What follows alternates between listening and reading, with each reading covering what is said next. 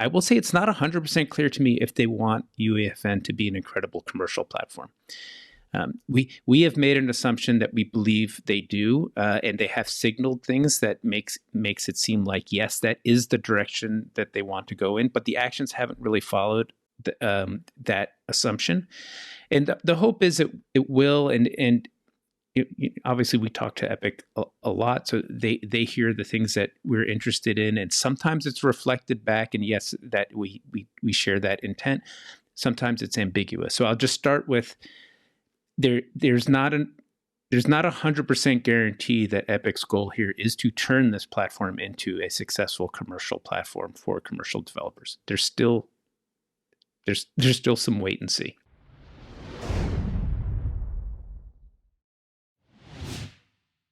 We last talked about Look North World and the bull case for UEFN, which for our audience is Epic's Roblox alternative UGC creator platform.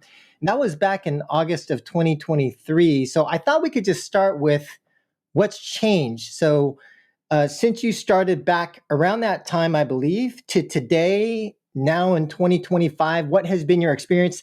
Did you make the right move focusing on UEFN? Well, there's a few questions in there. Lots of things have changed, certainly on the UEFN platform, the game industry in general, in the world. Lots have changed. We'll get to did I make the right decision in a minute, because there's quite a bit to unpack. But let's see. In August of 2023, the platform was nascent. Creative 1.0 had already been out for a little while, but UEFN as a sort of extension of the Unreal Engine and a development platform in and of itself was only maybe 6 months old at that point, I believe, if we're talking August 23. Was it really that long ago? My goodness. And in that time, Epic has been releasing consistent updates to the development platform. And I would say I would give them a grade on their cadence and support of the developer tools, which makes sense. That's their bread and butter, is that engine.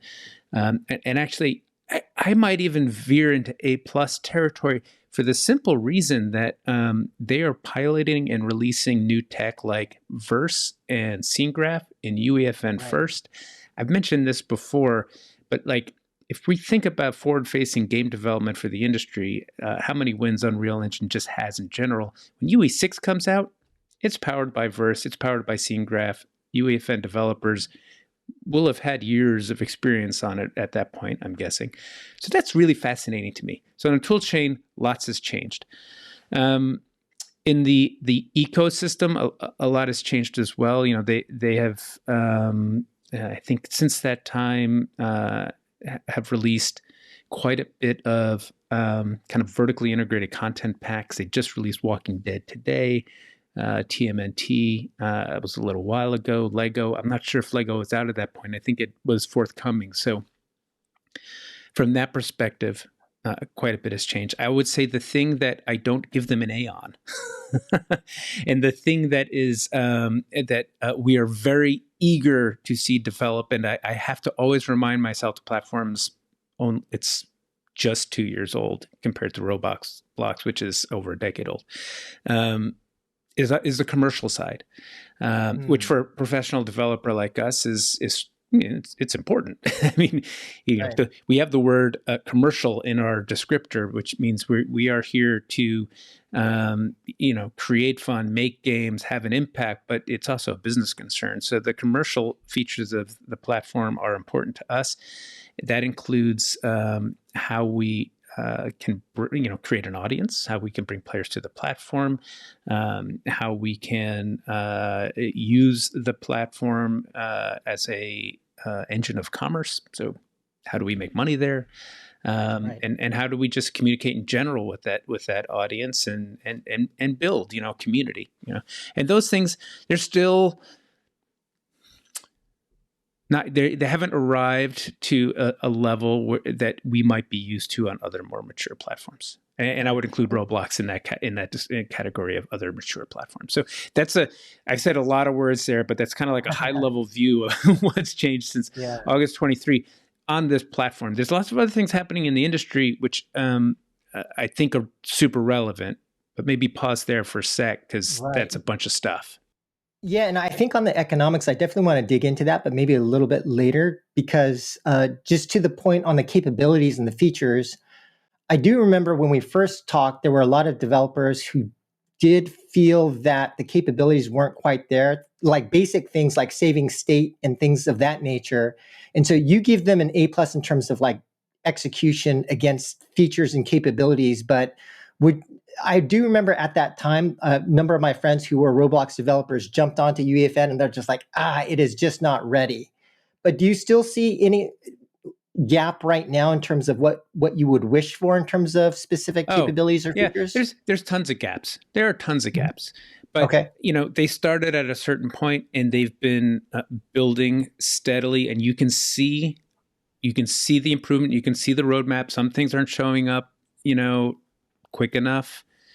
That's game development. Yeah. But you can match the results to the intention, and I have 100% confidence that all the things from a game maker perspective that we need or want, to really stretch our creative wings, they will be there, 100%. I believe that. Okay.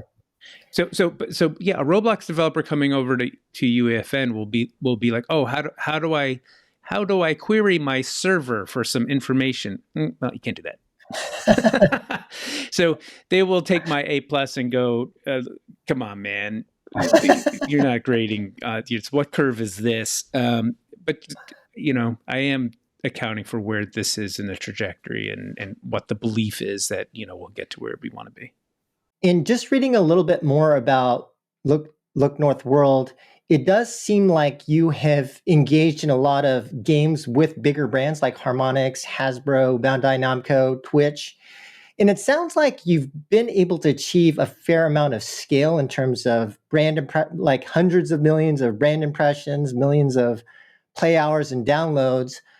But is your experience in terms of building games on UEFN, how important are the brands? And maybe you could also make a comparison to Roblox in terms of the importance of the brand versus developing an independent original IP game project. How does that differ? And I think the answer for some folks will vary, just depending on strategy, I guess. We have a very particular Mhm. strategy, so I'll from my lens, I'll give you my answer. And our partnerships are extremely important to us, and they take many different forms. I think a lot of people think about brands, or say the word brands, and that kind of means anybody that's sort of coming into a platform like Fortnite that's not actually making, their licensing, or they're not making doing the development themselves, or they're not the actual publisher or record or whatever. But we work with when we worked with Harmonix. That's very different from, say, games that we might do with Twitch, and it's very different from what we're doing with Hasbro and Bandai. And they take the form of, sometimes this is building a product where the intention here is to create a fun game play space, and an interaction that is interactive for a gamer. And say in the case of Twitch, we've done games with Domino's and DoorDash, etc. And that's a whole new model that's enabled by platforms like Fortnite and Roblox. But Right. then on like when we work with Bandai, or we work with Hasbro, we are game makers, and we're always game makers, but we're licensing that IP to make out like a game that we design for, purely for the gameplay aspect of it. It's not designed to expose players to brands, and brands to players. It's designed to build an incredible game within an existing universe. Not Okay. unlike how, now I'm going to make a comparison here. I'm not saying we made BG3, but like when Larian makes Baldur's Gate 3 and they're doing it in the D&D universe, that's a different sort of endeavor, and both of those things exist in this space. like might exist in Roblox as well. Right. And one of the other reasons why I wanted to ask you about brand is just because of the impact to economics, which I'll ask you next. But for example, some of the Roblox developers I speak to get half of their economics from platform and half from brands, brand integrations. And they often have to have these bigger teams. Like I know one game studio has 100 people just doing the brand integration stuff for their Roblox game. And so where is the state of like the economics from brands on UEFN? Is it comparable to Roblox? And what is that like right now? Um, well, I will because some of those commercial features are still nascent and not as well developed as other platforms. There is a there are opportunities for developers to derive revenue from these partnerships, and it's super. I think it's super important on this platform. You know what we are you know our company, our goal, our strategy is, you know, we are a video game company. We build games and entertainment, and part of that is building original IP. And part of it, the reason why we started on UEFN and we're still exceptionally bullish on that platform and other platforms like it, is because of the macro. You know, you asked what's changed. You know, because of what is changing in the video game industry on two fronts. On one front, it has gotten exceptionally competitive, and everybody knows it's expensive to make video games, but in that AAA space, it's almost become the domain of the platform holders, where these investments are $100 million plus just to get the market. So the idea of a startup going and, say, competing in that place, I don't know what you call it. It's not really, certainly not blue ocean. I don't think it's red ocean, because it's a small, very deep well that you will drown in unless you have all the scuba gear and stuff. So I don't know what you call that. It's a black well, I guess. Let's call it a black well. So that's not really the domain of a startup that's trying to do something new. So if you in the game industry now, this is one of the, I think, most exciting places where you can take creative risks. You know, the investments are low. And honestly, that's a big attractor to these platforms, is you can do a lot with a little. And that just opens up opportunities. So working with brands is a great way to fuel that endeavor and to do really exceptionally cool things. And the fact, you couple it on the other side, not only is it low cost to develop, but there are a lot of players here. And this is the other macro trend, which is, I don't know, is it 70% of gameplay time is in games that are 7 years or older? You know, like, I think the Matthew Ball report said something like new games last year accounted for like 15% of playtime. So if you release a game, you're competing for just this small slice of the market, whereas these big forever games like Fortnite and Roblox, they're number 1 and 2 on all the game lists. That's where players are. So that's really the thesis behind our business is, you know, we're operating in a place where the cost to enter is low. It means it is a place where we can take creative risks, yet the audience is really large. So on the outside, there's a lot of opportunities. So yeah, so working with these companies is just a great way for us to build and to scale and to do great things with the support of a good partner. Right. And I think to your point, as far as a major macro that has had a major impact on the games industry, especially for new games, is, to your point, like live operated games are taking more and more time, but then also the video on demand stuff. So Netflix and those things and TikTok, and there's all of these things fighting for the attention of players. So it is just becoming increasingly difficult. And yeah, that's something that I think that as an industry, we got to kind of figure out how do we get the players' attention. But let's get to the question on economics. And so I think that Epic did announce that over $350 million was paid out in 2024, more money than ever before. So that's good news. I think the number of game studios that are making over 10 million is still single digit number. So 7, maybe that could be better. But how would you characterize the economics right now. So you made some initial you had some initial thoughts on it's not quite there. What is it missing? What do you think Epic should do to make the ecosystem for UEFN more attractive to professional developers like yourself?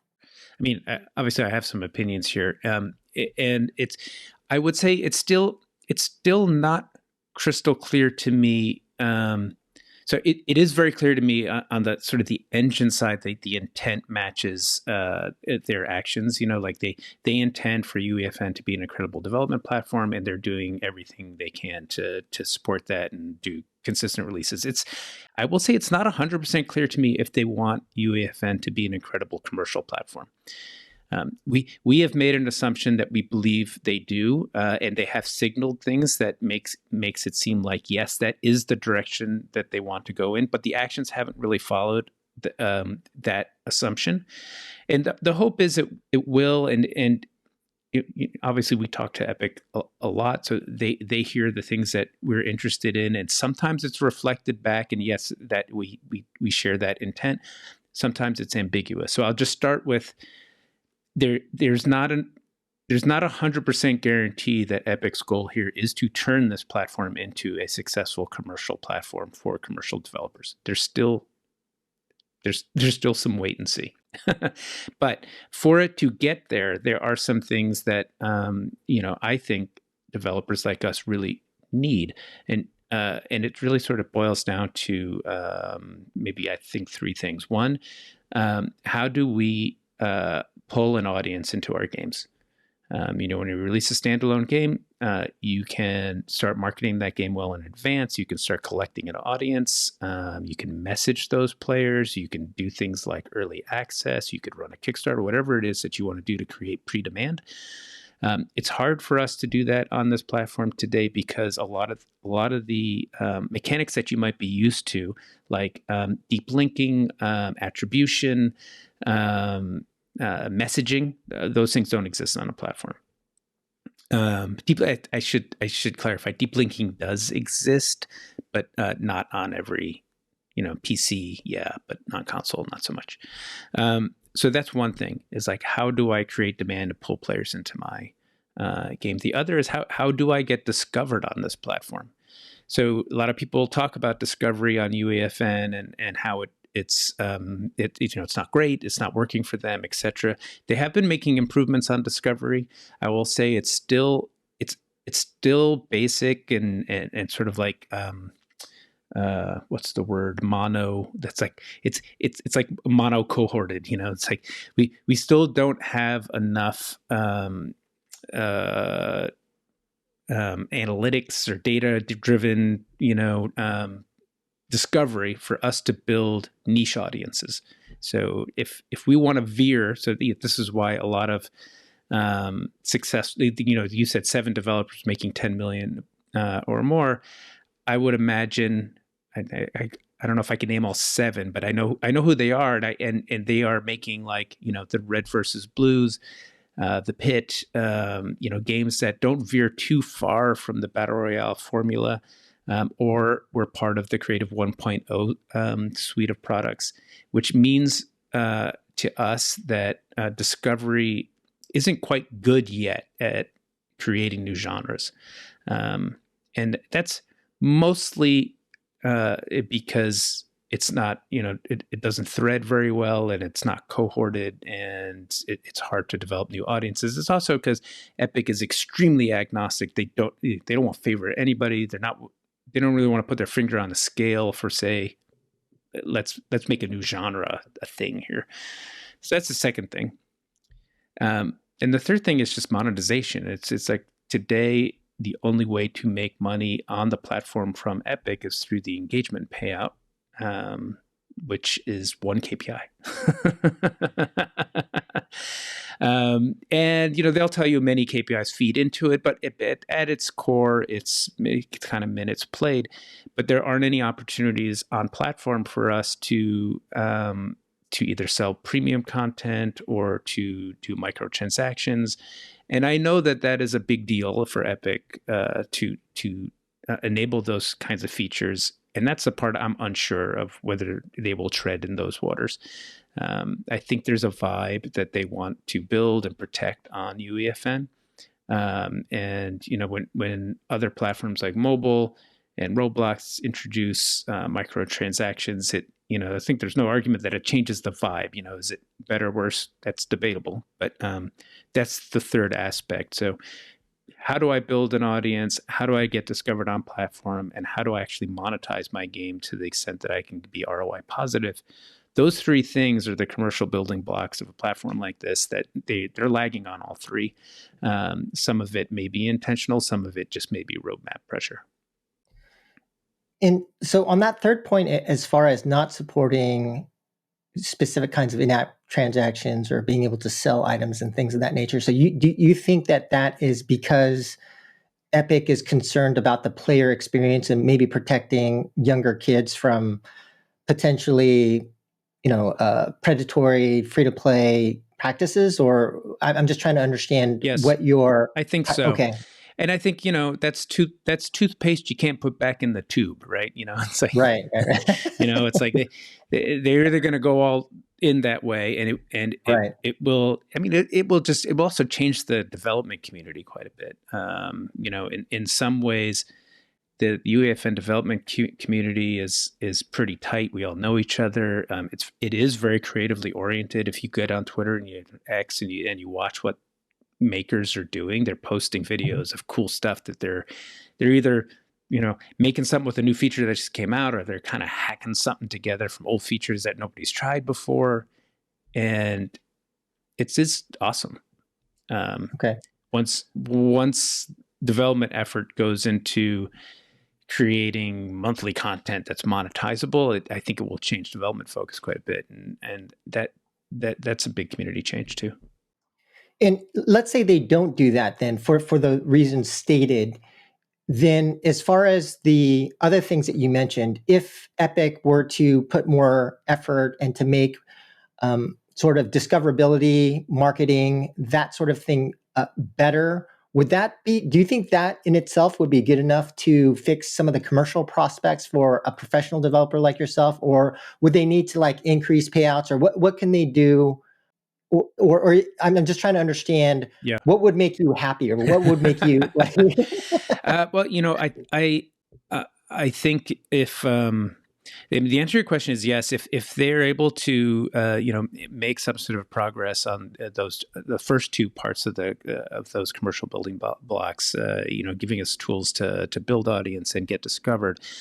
There still need to be some movement on monetization. That part of that whole monetization effort, that the KPI dashboards are still kind of new and basic. So for us to be able to live service our games, even if it's just towards the end of making them stickier and just more long-term engaging, to improve our engagement payouts, there's work that needs to be done there too. And I think there is definitely a business that can be built on this platform around premium content. So not necessarily, in-app purchase microtransactions, but hey, maybe there's, kind of like a Telltale game, which is like a story-driven thing that's like a 6-hour episode or even a 1-hour episode that you want to sell for some V-Bucks. I think that could be super cool. It will give the platform its own unique sort of flavor, but it will give developers an opportunity to continue to build something compelling that they can monetize above the engagement payout. Right. And you mentioned that Epic doesn't like to put their foot on the scale with respect to game genres, but I think historically, if you look at other platforms, some of those platforms have treated kind of more professional developers differently. Do you think that Epic should be potentially treating professional developers like yourself? I mean, given your background and experience. Yeah. Well, I mean, I very much admire the sort of the integrity with which they are pursuing creating this platform. I recognize, and I should preface all of my criticisms or whatever, that I really do like the platform, and I do really like everybody at Epic, and I'm very bullish on it. But I will say that they've been very cautious about some things because they they do want to protect it and they do want it to work. So should they treat developers like me differently? Well, I mean, I'll say this: we we we did raise venture capital money, and we have been investing a lot of money in the games that we make. Not just the games that we make, but we do off-platform marketing. We do a lot of things to promote the platform as well.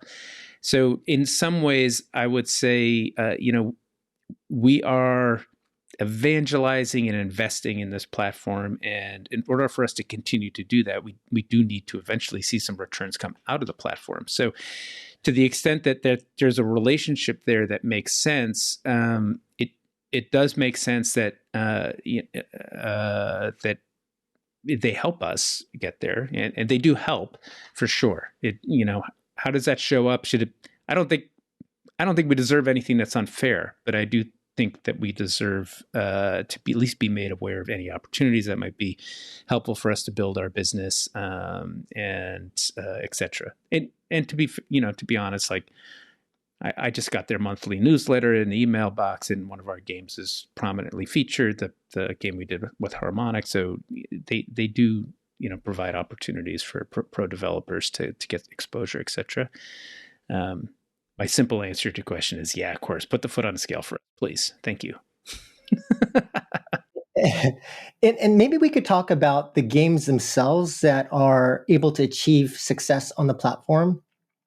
I remember when I speak to some Roblox developers, they're very they're very clear that if you're coming from mobile, or if you're coming from another kind of game design space, like the thinking to be successful in Roblox has to be different. So I wanted to ask you about, for UEFN, the kinds of games that are successful on that platform, what seems to be working, what's not working, and then is there also like a mindset change that you need to design games specifically for UEFN that's different from other platforms? I mean, yes, UEFN is a unique platform. There are definitely things that are like the genres that are popular are different. Some of the conventions for how UX works on the platform is different. And just the fact that every single player on this platform came there to play Battle Royale, Fortnite Battle Royale, Yeah. makes it its own unique place as well. And Epic is a first party developer on this platform. So that's kind of unique. On mobile, you don't have Apple making games that drive anything or compete with you, and same on Roblox. But on UEFN, there's a couple flavors of Battle Royale. There's all there's the Lego stuff, the music stuff, the all sorts of ballistic came out the same day as our first person tactical shooter. So that makes it different as well.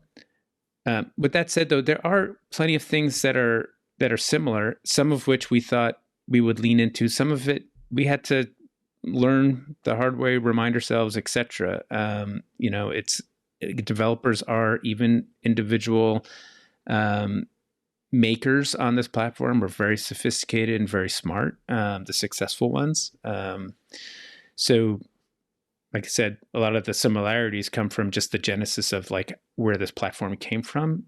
Right. They're the things that make games successful here. But some of the things that maybe you don't necessarily think about until you've built and watched and deconstructed, like things that just drive long-term engagement, like, figuring how to do game progression. And that may seem like table stakes, simple stuff, but just remember there was no game saves for the first, 9 months of the platform's development. So, there's, we at the end of last year, we have, there are a lot of developers that, there are a lot of developers that came up during Creative 1.0 and the early days of UEFN that have created some exceptionally successful and great games. And we sat down and looked at some of our competitors' games and a lot of our games and kind of deconstructed where we should be going on the platform. this coming year, and it was a mix. It was a mix of things that um, are unique to this platform, and a mix of things that are kind of like just game design concepts that the platform is ready for, or has embraced already. And maybe kind of digging into that a little bit more, if you were to think about maybe specific characteristics, like for example, you mentioned that a lot of the folks coming in are battle royale fans, and you also mentioned that there's a single KPI, which is engagement. So is there like, in terms of the kind of creator, what they understand, or specific characteristics of successful creators, could you maybe like describe that in a little bit more detail in Well, terms of I'll what give you do an you? example of like a Okay. game that's really successful on UEFN that is related to the fact that everybody sort of came in through Battle Royale, and Mhm. this is a simple but very creative mechanic that maybe wouldn't be successful on other platforms, which is the pit. So I don't know if you ever played the pit, but basically the Mhm. concept behind this game is there's a big pit, and you go into the pit and you fight each other. When you die, you spawn up top, and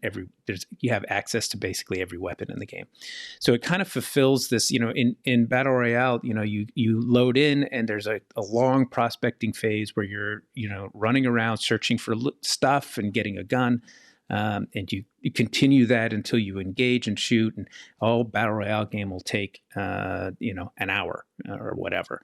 And there's some RNG in terms of like what kind of equipment you get and etc. And so I think the reason why a game like the Pit is very successful is because it sort of gives you that combat experience without having to do that prospecting, and it makes that loop on there super fast, and it's endless. So there's no churn points for you to leave, right? So the right there's like four or five orthogonal game design components to battle royale that all feed off of the player behavior in battle royale. So gun combat, got it, super fast.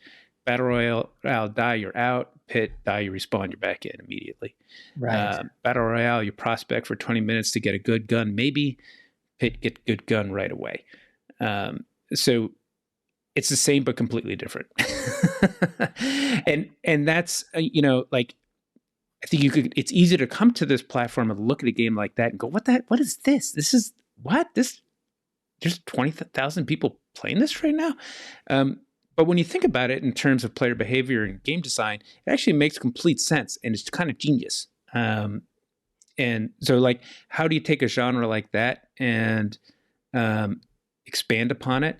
Well, maybe 6 months ago, I can't remember who. It's either Good Gamers or Boy Dilly, I think, made the Pit Legends, which was basically the Pit, but now it's got kind of like hero combat built onto it. So already seeing some genre mashups of a UEFN only genre, and Right. a kind of a traditional, standalone game genre. I think that's really interesting, and I'm sure we're going to see a lot more of that. Yeah. Now, I thought maybe we could also talk about the game development process itself. Now, you're best known, or probably best known for Bungie, Halo. You've also worked at Electronic Arts, and so when you're building now for this kind of more UGC platform, can you talk about how you've had to change maybe your mindset, or has the development process that you were typically used to from more of a AAA kind of background, what are the specific changes that you've had to make to more optimize for UEFN versus like the big budget AAA types of games that you've worked Yeah, on before? I mean, you could say have to make or get to make, because and some of them I think are awesome. And there's a couple just spring to mind right away. One is we do design things. We use Miro a lot, and we do write out like, here's how this game's going to work. But we build. You get right to building, and because you're in this editor that is very content rich, you can build very quickly, and it's not unreasonable to go, hey, here's an idea for a game, and we're playing it in a week. the basic version of it, you know? Right. So you don't have like a huge design Hmm. spec. Maybe your design spec is a Miro board. Is that what you're saying? Yeah, exactly. Okay. Or a one-page document. We could, you know, if it's a larger project that's got, you know, a partner, you know, there's probably some previs or some or Right. a deeper sort of dive on the design. But that thing one is you build right away and you can get to playable exceptionally quickly, which is a huge unlock. You know, it means you can find something, you can get to something that's fun. You have a higher likelihood of getting something that's fun before you actually do the production work. That's a common huge pitfall in big budget games is you know, you have to do a lot of design. You got a lot of people working on it, a lot of stakeholders. You got to get everybody on the same page, and you build, and then you've got this company pressure. Your burn rate is $1 million a month or $10 million, whatever it is, and you get to these points where it's like, okay, are we ready to go into production? And if your game is never going to get more fun than it is when you go from pre-pro to production, right? So if you go into production before your game's fun, you're fucked, right? And there's this huge economic pressure to do that. It doesn't exist here in Right. UEFN because it's Okay. so small and because it's so fast. So that's thing one. Thing two is another sort of design process that is really, really hard to do in commercial games. You pretty much only see it with like student games or really small indie games, which is you can bake a game for a long time. And that's possible here because you can one person can make a game, like a whole shipping game, code, Yeah. art, design, the whole thing. So you can do things like, hey, I have this idea for a feature. Like I'm working on a project where I had an idea for a feature a year ago, you know, and I spent a Mhm. month and prototyped it. Oh, it works, cool. And then I was like, I don't know what to do with it, you know.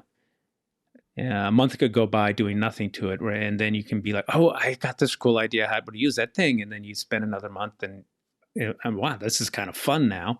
And then you can slow roast a game Okay. on this platform. And if you look at some of the big successful indie games, there, a lot of people were talking about like Helldivers last year, and there was a whole string of these indie games that popped off on Steam. Yep. And people started saying, "Oh, it's this tiny little team that made this huge. Yeah, it's so awesome." But what people weren't talking about quite as much is some of these games were in development for years. You know, 3, 4, 5, 6, 7 years. And you can only do that if you don't have, like, you can't do that in a sort of corporate environment. You can't do that Yeah. in any environment where there's stakeholders you have to report to. And you can't do that in any environment where there's a big burn rate. And none of those things are true on these platforms. So this is a platform where you can slow roast games. And I think some really interesting results come out of that kind of process. So we Right. have one or two projects that are sort of developing that way. I just think that's awesome. Yeah. And to your point, like there have been games like Among Us is a good example where it was around for years and then all of a sudden it got discovered. And so if that game were at a big studio, it would have just gotten shut down rather than being able to survive for years, kind of getting noticed, and then moment in time where that game makes sense, and then it just kind of blows up. So Exactly. yeah, that's interesting that you're able to do that on UEFN, and that's a more viable option there. Maybe kind of a tangential question is like, so you've been working on UEFN for a while. Has there been anything that surprised you, or what has surprised you the most about building for UEFN? um, well, let's see. Hmm. In Well, one thing that's surprising to me now, um, and I don't want to be too negative or whatever, but when we started, uh, iteration time was super fast, and we've gotten to a point now where it's like you push a build and it can take a little while to cook, and that's just surprising to me. Epic, if you're listening, it'd be awesome if those launch session times were shorter. Um, the fact that you can basically, on a positive note, the fact that you can build in the editor cooperatively uh, was kind of a surprise that works. And just that the whole the whole like development sort of environment process is super slick in that it will cook and build in the cloud and deploy, and I could be in an edit session testing out something and pull another developer in, and they're all of a sudden they're in the session with me, and now we're testing some multiplayer feature together. That's just a really cool way to build a game cooperatively. And I guess that was maybe a surprise that actually just works right out of the box. I don't know if you were asking specifically like as a developer or just in general on the platform, but from a developer's perspective, those things surprising. Okay. One of the things that I kind of hear, especially when I talk to folks that are like friends from Riot or ex Riot, is just the importance of player persona. That seems to be a theme that I hear a lot from those guys. And you mentioned that there's a lot of people that are coming into UEFN that are coming in for battle royale, for example. But if you were to like characterize the player persona that you think is there, not just in terms of like potentially like a genre preference or a gameplay style preference like battle royale, but in terms of demographics, I assume they're younger, maybe not. Are they looking for shooters? Is it male versus female? Like one of the interesting things about games like Valorant or Brawl Stars is like having a heavier female, on a relative basis, more female players than you would see on other more competitive or shooter games. I was hoping you could like break down your perspective. If you were to really try to break down the persona of players on UEFN and what they're looking for, how would you describe that? Sure. I mean, that's a great question, and I think when you say persona, I think there's a couple of ways to look at that. There is the demographic, and this Right. audience is young but older than Roblox. So this is kind of like the middle school through high school crowd. It does go older because there are folks who grew up on Fortnite, and it's been around for 7-8 years. And when they did that OG season, a lot of them came back. So there is and it is mostly male. There are plenty of female players on Fortnite, but it is I don't have the numbers in front of me, but it is majority male audience. So that's one way to look at the demographic, and also just regionally. Big in Western territories, big in South America. There's a strong presence in Japan that's growing. Our Gundam game was very popular with the Japanese audience for obvious reasons. And if you look at platform breakdown, it's primarily PC and console. A lot of players on Switch. Obviously, not so much on mobile because of all the lawsuits, but starting to come back. And I have belief that it will come back in a more meaningful way on mobile and hopefully be actually as a result of hopefully some kind of settlement in the app stores again. That's the demographic. That's sort of the quant and the numbers. The other way to look at persona is like, what kinds of players are here? Like, are they purely competitive players that are here to compete? Are they here because they want to belong to a community? Are they here because they want to be creative? Those are like, at a big company that commissions studies on their audience, they tend to look at their players more that way. It's like, what are they interested? What kind of activities are they interested in doing? And I think we haven't commissioned a study on UEFN players, so I can't tell you with any degree of certainty that this is what the audience is. I'm sure somebody has. Epic, I'm sure, has done this. But you can make some reasonable assumptions just by looking at the platform. So if you look at the breakdown between Battle Royale and ranked mode, there are a lot of people that play ranked mode, but it's not the number one mode. So yeah, there's a good cohort of competitive players here. But it's my belief that there's more players here that are looking for belonging. And we do see a very common behavior on UEFN is basically walking the mall together. So they may come to Fortnite to play Battle Royale, or maybe one of the other modes or games, and then players will move their squad around from experience to experience, and it's a hangout, and that's belonging. I think, and if you look at how vibrant the UEFN, like the development community is, and how they present on social media, there's absolutely a strong community of people that want to create, and that goes back to Creative 1.0. And even goes back to just the nature of the game, of build mode and building inside of a battle royale. If you watch the end game, and you can look at the breakdown between build and no build on the platform as well, and there's a interesting split there. But I think build mode and UEFN Creative 1.0, that's a good tell that there's a very strong community of creators. I would say those are probably the top 3 personas on this platform, are folks that are looking for a community, folks that want to be creative, and folks that want to be competitive. Right. And so it sounds like, just high level, you've got a younger audience, largely male, probably more shooter oriented, likes battle royale, primarily Western, plus you're saying Japan. So probably wants yeah, right. So probably wants fair to play rather than free to play, in terms of monetization. Is there anything else, like, you talked about social? I really appreciate the 3 points that you made, but are there any other kind of lessons or things that, given these kind of personas that you described, anything that may have surprised you about some of the, whether it's certain features or the gameplay, the community aspect? You mentioned hanging out in the mall or things like that. Anything else that you think that some game studios might overlook that they should pay attention to? Let's see, like secrets, secrets that I want to share. All of your secrets. Well, I think probably any studios that are building on UEFN right now know this, but if folks who are not building on UEFN are thinking about building on UEFN, probably should know that there is a real developer community here. It behaves differently than the development community on standalone platforms like PC and console.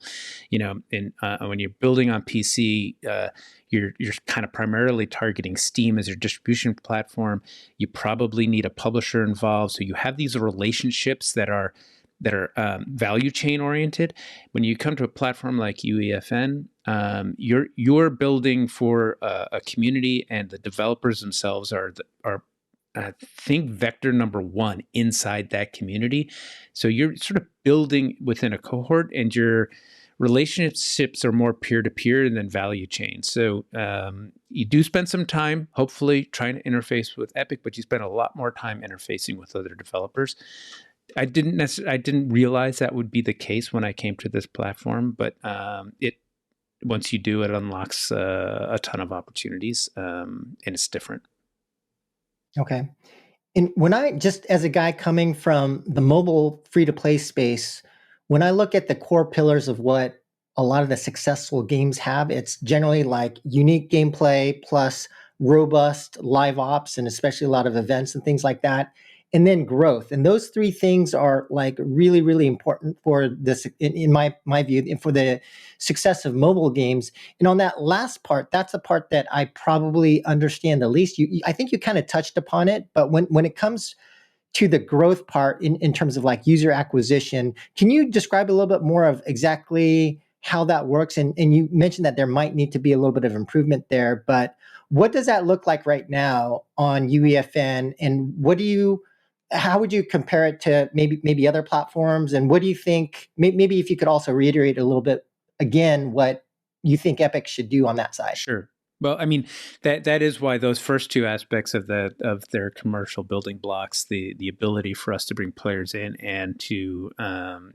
build a cohort within Discovery, they're why they're so important, because we are willing to invest beyond just making the game. We do run ads. We run ads on Meta, and we do partner with creators and streamers to promote our game and to give visibility and to help their audience find us and our game on the platform. So today, our playbook, among other things, kind of looks like that, where we leverage our existing community. We do spend money on customer acquisition to bring players onto our platform. Today, The scale at which we can do that is targeted in such a way so that we're able to get some appearance and scale within Epic's discovery system, and then their discovery algorithm will put us in their store, and give us some visibility directly on platform. So if that ecosystem alone becomes more sophisticated, so that I can correlate where my investments off platform to my users who show up in my game, that's a combination of linking and attribution. If there's an ability for us to do any merchandising within the storefront, there's no ability to do that today. But you can do that on other platforms. That will also help our ability to get shelf space, to lack of a better phrase. So those two elements there. I mean, if we want to build a funnel, that's what we need. There's related, analytics stuff that once a player comes in, being able to tell exactly how they behave is also super helpful. And that's things that need to show up in a roadmap also. But primarily those first two bits. How do we track, like, how effective is our investment on acquiring customers, so that we can build an optimized funnel? The kinds of things that are pretty mature and well developed on a platform like mobile. Right. Like getting your ROAS and things like that. Yeah. I will say on the plus side, Fortnite is like our game is very targetable because it's in Fortnite, and Fortnite is an existing game with a huge audience. So I can go and buy ads or do activities that say, like, I work with a streamer who has a Fortnite audience. That's all he does. He or she does is stream Fortnite. So I can get pretty targeted there, which is an advantage that you don't have when you're creating something completely standalone and original. You don't. You have to kind of target your competitors or figure out how to build the right cohort, which makes it more expensive. So, our acquisition cost is under $1, well under $1, I think under 50 cents, which is that's great. Which is amazing. Well, it would be great on mobile. Yeah, it'd be great on mobile. On the flip side, you kind of have to figure out how to get the LTV to be bigger than the acquisition cost, and then you can have a marketing business around your games. Okay. So looking ahead 3 to 5 years, do you have any specific predictions on the evolution of UEFN? And how do you think, based upon that outlook, developers for UEFN can best position themselves to be successful? Yeah. Well, I mean, there are some possible futures that we're heading towards, and one of them, which I think is the one that Epic is trying to get to, and I think it's fairly likely that we will get there, is that the platforms UEFN, Unreal Engine 6, and the Epic Game Store begin to operate in a single stream. So that means I can open a game editor, the Unreal Engine, I can create and I can deploy to UEFN, and it goes right into their metaverse, which today they call Fortnite. Will it always be called that? That's a great question. Maybe. I don't know. Or I can build that as a standalone game that maybe deploys on console. Or even if it's UEFN, maybe it shows up in Fortnite. It also shows up in the Epic Game Store.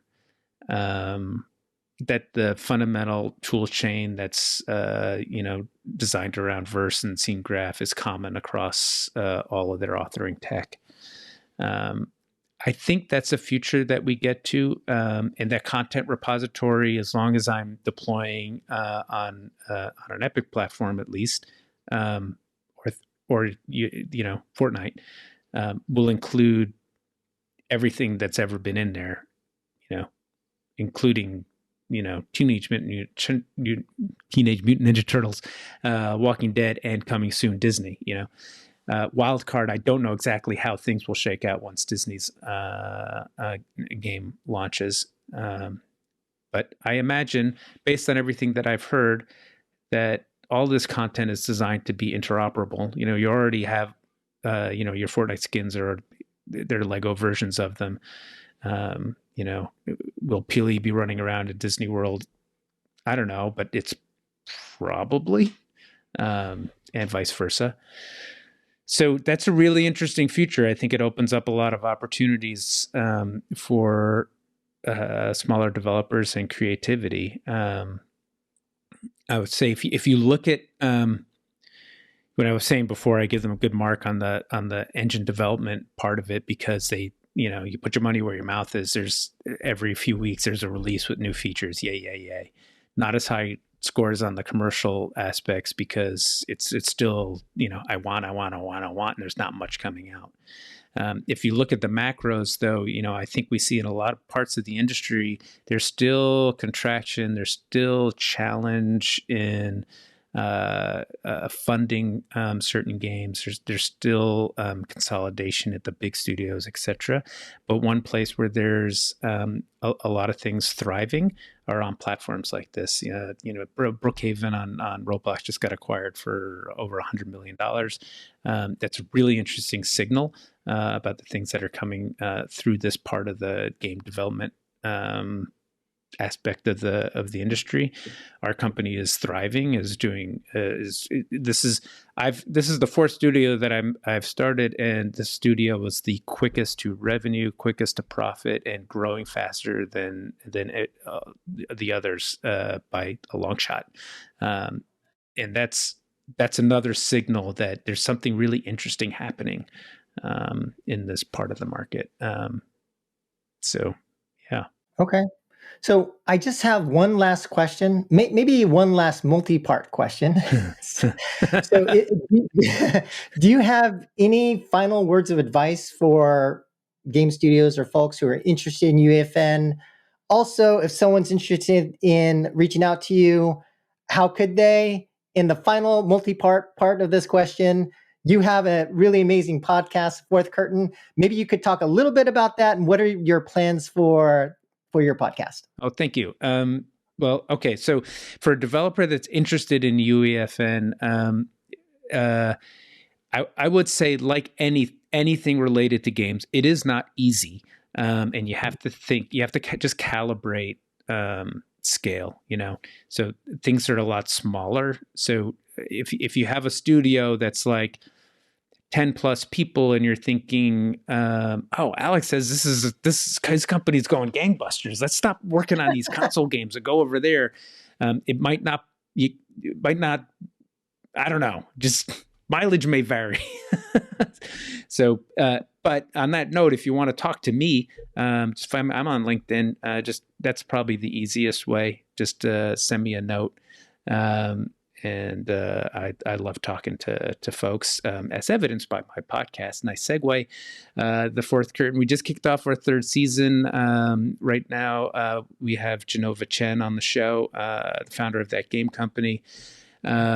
Man, I'll tell you, Genova is a true artist. I got off of that chat with him just super pumped and inspired. Elon Lee, maker of Exploding Kittens, on next week. And one of my favorite games that I played last year, I know it came out a little while ago, Outer Wilds. Alex Beecham will be on this week. So we just started our third season.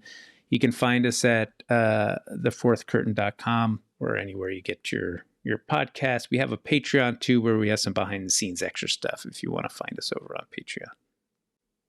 All right. Well, thanks so much for your time, Alex. For anyone in the audience out there, please do go check out Alex's podcast. Give him some money on that Patreon. And thanks for sticking with us. And we will catch you next time. Thanks so much, Alex. Thanks you, Joseph. Great to be here. Thanks.